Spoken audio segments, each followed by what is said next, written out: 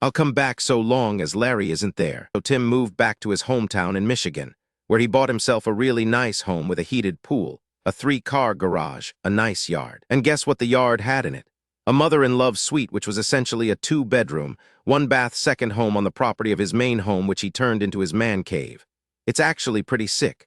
Oh yeah, and his mortgage payment was far less than his 4.5K a month rent. Like half. Tim spent the rest of his COVID-19 work from home, pounding out projects, etc. He never actually informed his employer on an official basis he moved. He just kept working. Then COVID-19 ended. COVID-19 is finally over. Back to the office.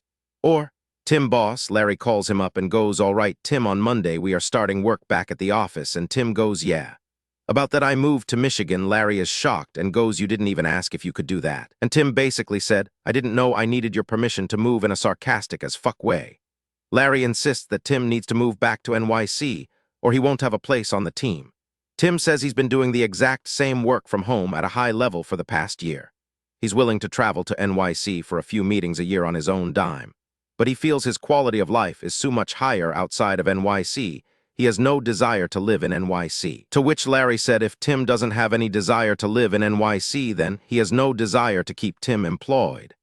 Now, dear Reddit, what do you think a talented senior programmer with over a decade of experience, who specializes